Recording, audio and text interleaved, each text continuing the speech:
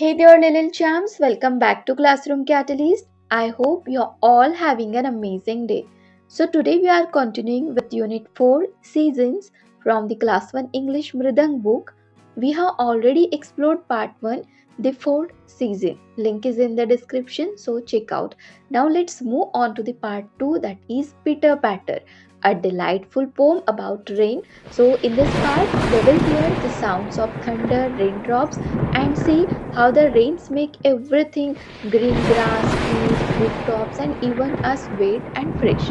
So let's enjoy the rhythm of the rain together. Let's get started. चलिए reading करते समझते और कुछ क्वेश्चंस पूछे हैं उनके आंसर्स करते हैं. लेट अस सिंग पीटर पैटर. वैसे पीटर पैटर क्या होता है? बारिश के बूंदों की आवाज, है ना. चलिए रीडिंग करते हैं. I hear thunder, oh don't you Pitter patter raindrops, I am wet through. So first two lines में क्या कहा गया है? I hear thunder. मैं थंडर सुनती हूँ, मैं थंडर सुनती हूँ. थंडर क्या होती है?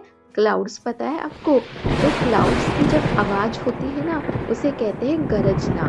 तो वो होता है थंडर. तो यहाँ पे बोला है कि मैं थंडर सुनती हूँ, मैं वो गरजना सुनती हूँ. ओ डोंट यू, क्या आपको नहीं लगता? Pitter patter rain drops I am wet through. और पिटर पैटर करते हुए बारिश की बूंदें गिरती है और इन बारिश की बूंदों की वजह से I am wet through. Wet मतलब गीला, तो मैं गीली हो जाती हूँ. समझ में आ गई पोम? चलिए इसके बाद एक और पोम है रेन. पिक्चर में देख पा रहे हो आप, यहाँ पे बारिश की बूंदें गिर रही है और सारे कैसे गीले हो गए हैं, है ना. चलिए अब पढ़ते हैं रेन के बारे में. Rain on the green grass, rain on the trees, rain on the rooftops and rain on me. अब रेन के बारे में क्या बताया है? Rain on the green grass. Green grass पे भी रेन मतलब कि बारिश, बारिश की बूंदे. रेन ऑन द ट्रीज, पेड़ों पर भी बारिश है. And rain on the rooftops. Roof क्या होता है? छत, है ना. रूफटॉप्स छत होता है. सो रेन ऑन द रूफटॉप्स, घरों के छतों पर भी बारिश है. एंड रेन ऑन मी, और बारिश मेरे ऊपर भी है.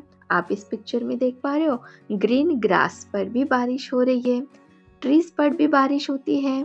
रूफटॉप्स मतलब घर के जो छत होते हैं वहां पे भी बारिश, और ये बच्चे जो खेल रहे हैं ये सारे भी बारिश से गीले हो गए हैं, है ना. सो लास्ट लाइन में बोला है एंड रेन ऑन मी. चलिए नेक्स्ट है यहाँ पे लेट अस राइट. तो ये हमें सॉल्व करना है. Write down the words that come to your mind when you say summer, winter और मानसून. तो यहाँ पे बोला गया है कि आपके माइंड में जो भी वर्ड्स आते हैं, जब आप समर कहते हो तब आपके माइंड में क्या वर्ड्स आते हैं, जब आपने विंटर कहा तब आपके माइंड में कौन से शब्द आते हैं, और मानसून. तो आपको वो वर्ड्स यहाँ पे लिखने हैं. A few words have been written for you.